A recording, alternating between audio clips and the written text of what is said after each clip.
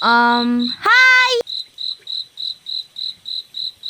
100 days sa Minecraft. Ngayong araw na to, isusubukan nating makasurvive ng 100 days dito sa Minecraft. Nakatumbas ng 18 masasayang sa buhay mo. Ang goal ko nga lang pala dito ay ang magpalakas at ang maka full set of diamonds. At syempre, ang mapatay natin ng Ender Dragon. Kaya wag na natin tong patagalin, so tara! Okay, so dito tayo nag-spawn. Ganda dito lawak ng places guys. So paano ba yan? Start na tayo dito. Teka, lalaki pa pala skin ko. Okay, so babae na uli ako guys. Paano ba yan? Start na natin to. Bale, meron nga pala ako ditong starting kit. Hindi naman kasi ako sanay sa 100 days na yan guys. Kaya pagbigyan nyo na ako. Nga pala, since nasa day 0 tayo, gagawin ko na lang din siyang day 1. Consider ko siyang day 1. Kasi ayoko namang malito pag ini-edit ko na to. It's better to be safe than never, no? Lah, na para bang kukunin na siya ni Lucifer, no? Pero yun na nga, balik na tayo sa main goal natin. Bali, ang goal ko lang this araw is ang makakuha ng 3 wool galing sa ship para naman makapag-survive tayo ng first day natin, syempre. May nakita ako ditong iron kaya di ko na pinalagpas. Kahit isa okay na yan, basta meron tayong iron. Bale, eto na rin yung first iron natin dito, no? Sa di kalayuan is may nakita rin ako ditong hole kaya kinuha ko na siya kahit isa lang siya. Ano ba yan, Mojang? May galit ka ba sa akin? Ba't puro isa? Uy, ayun no, kunin natin yun. Since meron na tayong 3 nakuhang iron, basically, makakagawa na tayo ng iron pickaxe niyan. Which is, magagamit natin yun pangkuha ng diamond. Dito may nakita pa ako, kaya agad-agad ko na kinuha, syempre. Grabe, taas naman ang bundok na to. Pero syempre, kung gano'ng kataas, gano'n din kataas yung possibility na madaming minerals dito. Hindi yung mineral na tubig Ayan iron, diba? Sabi ko sa inyo Ganda dito guys mukhang magandang pagtayuan ng base, no? Lalo't malapit tayo sa spawn, tapos may bundok pa. Mahilig pa naman ako sa bundok nung bata ko. Gustong gusto ko pumunta dyan So paano ba yan? Dito na lang ako magbe-base guys. Medyo malawak rin naman siya kaya okay na to, no? Dali-dali ko nga pala dito ang pinlace yung crafting table ko at gumawa na rin agad ako ng bed. And then nagplat lang ako dito kasi medyo makalat siya kaya naglinis lang ako saglit habang hinihintay kong gumabi. Roses are reds, violets are blue. I miss you, baby. Chat mo na ako. Juju mo. Ayan, bale, eto nga pala yung first night natin dito, which is yung ginamit ko lang sa mga katarantaduhang bagay. Ayan, di man ganun ka-smooth yung day 0 natin, ginawa ko naman yung best ko sa day 1. Pero syempre, hindi naman pa pwedeng hindi ako atahin ng mga leche na to. Ayan, may palagad sila sa day 1 ko, papansin. Inayos ko nga lang pala yung mga gamit ko dito, tapos inarrange ko siya. Kasi, pag mimina na tayo dito, guys, para naman may mga maayos na tayong gamit sa mga paparating pang araw. Pero syempre, naganda nga muna ako kasi, para handa. Hotdog. Kumukuha nga lang pala ako dito ng mga puno kasi kakailanganin ko siya sa pagmimina ko. Bale, pinasok ko nga pala yung nakita ko dito na cave at di na ako nagdalawang isip syempre. At di naman ako nagkamala sa desisyon ko kasi marami naman ako nitong nakuha na kaya kailanganin ko talaga. Day 2 to 3 is bumalik na ako sa taas at nagplat lang ako dito kasi napagdesisyonan ko na gagawa ko dito ng wheat farm ko para naman may mga pagkain tayo, diba? Sunod nun is gumawa ako dito ng hulungan ng mga hayop. Pagkatapos nun, dali-dali na ako naganap dito ng mga hayop na ikukulong ko syempre. Day 4 to 7 is kinugol ko lang yung mga araw ko dito sa pagmimina. Ayun, dito ko na na-encounter yung first death ko dahil sa aking katangahan. Hotdog. Buti na nga lang talaga is hindi totally nasunog lahat. Buti na buhay pa yung iron at iron pickaxe ko dito. Kaya ayun, hindi pa ako nagpatinag at hanggang sa nakakita na ako dito ng first diamonds natin. Kapag dalawa to guys, mag-subscribe kayo dalawa nga. Paano ba yan? Mag-subscribe kayo Tapos yung nakita ko rin sa taas is kinuha ko na rin siya. Bale, meron na tayong nakuha para makagawa tayo ng ating diamond pickaxe. Which is, kailangan din natin yon syempre. Dito banda is nag-straight mine na lang ako dito at yung mga nakita kong diamonds is hindi ka siya minina. Kasi, kukuha tayo ng fortune para mamina natin yan syempre. Day 8 to 9 is pinakain ko lang yung mga hayop po dito at in-expand ko pa yung farm ko. Pagkatapos nun is nag-decide ako na maghanap ng village kasi kakailanganin natin yung mga wheat doon para ipakain pa natin sa mga alaga nating hayop. Buti na lang talaga is hindi ako pinahirapan dito ni Mojang at nakakita agad ako dito sa malapit. Kaya dali-dali ko na agad hinanap dito yung wheat tapos yung mga crops nila kasi kailangan nga talaga natin yon paulit-ulit. Papauwi na nga pala ako dito tapos may nakita ko ditong dalawang kulay pink. Ano to, lagad ni Lenny. Kaya ayun, inuwi ko siya kasi ang cutie parang ako. Day 10, in-expand ko lang uli dito yung mga crops ko at pinakain ko yung mga alaga kong hayop. Pagkatapos nun is nag-decide ako dito na kumuha ng obsidian kasi gagawa na tayo ng portal natin. Pagbalik ko sa taas, isinabutan na pala ako ng gabi dito kaya dali-dali na ako natulog kasi baka may ma-encounter pa akong mga mobs. Dali-dali na nga pala ako ditong gumawa ng portal tapos pinasok ko na rin siya para i-check kung safe nga ba or hindi. Mukha naman siyang safe kasi nasa cave tayo ng Nether. Which is great kasi safe tayo dito lalo't nasa baba tayo.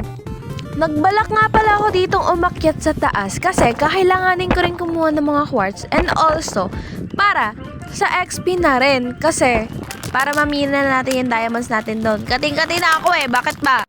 Tapos may nakita ako dito mga bone meal na block. Tapos ayan, kinuha ko siya kasi alam ko kakailanganin din natin to para sa mga crops natin, 'di ba? Para naman mabilis sila tumubo. Sayang nga lang sinubukan ko maghanap ng happy gas kaso wala ako nakita. Saklap. Mojang, baka naman. Day 14 to 16 ko is ginugol ko lang yung mga araw ko dito para mag-collect ng mga books para nga sa enchanting table ko para makakuha na tayo ng fortune tree. At eto, na-collect na natin siya kaya ipi-place na lang natin siya dito. Nung bala ko na nga pala mag-enchant is naalala ko wala nga pala akong lapis kaya ayun, ginugol ko na naman yung day 16 ko to day 17 sa pagkukuha ng lapis lazuli. Nakakapagod! Home sweet home. Sa wakas, makakapag-enchant na rin ako. Sana fortune lo. Di lang man pinagbigyan ni Mojang, sama talaga, no? Another one. Eto na, sana ibigay na sa akin yung fortune tree. Wag na maglaro. Didelete ko to. Day 18 to 19 is ginugol ko na naman yung oras ko para sa pagkukuha ng XP.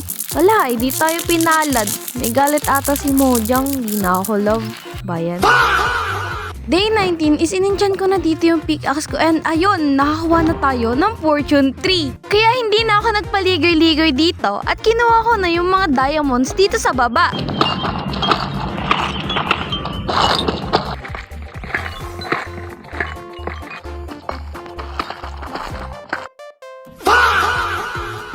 Bale, naka 1 stack and 17 diamonds tayo dito. Day 20, kumuha lang ako dito ng maraming obsidian kasi gagawa tayo ng XP farm. Kasi wala na akong balak gumawa ng trading hall Kaya ayun, nakapag-decide na lang ako dito, nagagawa na lang ako ng XP farm instead na gumawa ng trading hall.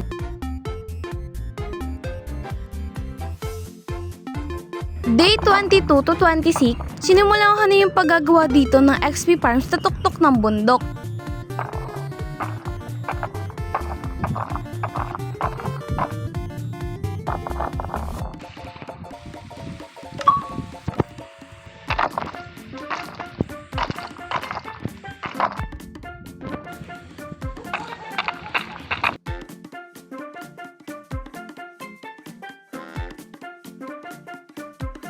Day 29 to 41. Ang ginawa ko lang dito is nagpa-XP at hinanap yung mga good enchant para naman hindi tayo ganun agad kadaling mamatay dito, no? Okay, eto na yung last. So, eto nga pala yung enchant ng mga armor and tools ko. Hindi man siya ganun kagandahan, pero makakaya na din to siguro sa end 5. Ayan no, handang-handa na siya guys. Di na makapaghintay tong babae na to. At this point is inutuuto ko lang yung mga figlins dito at pinigin naman yung gusto ko, which is yung mata na nga. Grabe, nagulat din ako dito kasi nagbigay siya sa akin ng happy gas. Di ko in-expect na nagbibigay pala sila ng happy gas. Iyan, tagal-tagal kong hinahanap yun, tas dito ko lang pala makukuha, no? Pero ayun, nag-focus pa rin ako kung ano yung goal ko. which is yung pumunta na nga sa fortress at patayin yung Ender Dragon. Medyo di naman ako pinahirapan ni Mojang at nakakita na ako dito ng fortress. Tapos nasaktuhan pang may spawner dito sa tapat ko, kaya ayun, lagot talaga sila sa akin guys.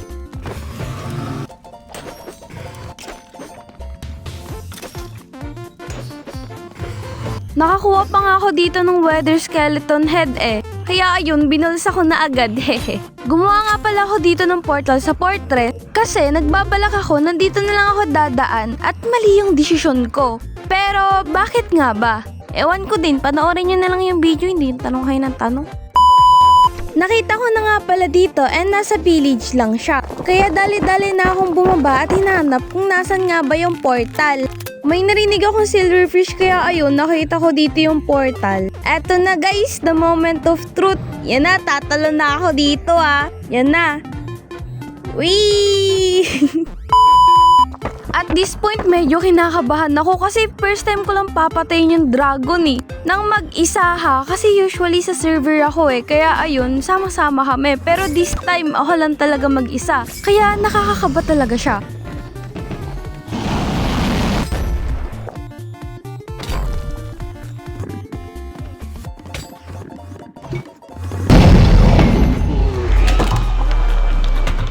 Wow, grabe, napatay ko yun. Dami XP dito guys, sarap nito. Yun, nakuha na natin yung itlog ng dragon.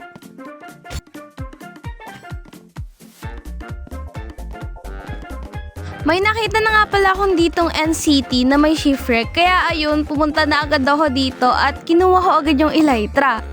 Pero syempre hindi ko rin pinalagpas dito yung ulo ng dragon. Nakakalungkot nga lang nakalimutan ko magdala ng fireworks. Pero okay lang yan, at least lumilipad ako na cute, diba? Dito is kumuha lang ako ng mga shulker. At hindi ko alam kung consider na madaya ba yun. Pero nag-peaceful ako dito guys kasi wala ako pagkain. Every time na yung hunger bar ko, nag-peaceful mode ako. Oy, pero binabalik ko naman siya sa normal para naman may thrill pa rin yung laro, no? Dito nilalagay ko na yung gamit ko kasi uuwi na ako At ayun, nagpakahulog lang ako dito sa void.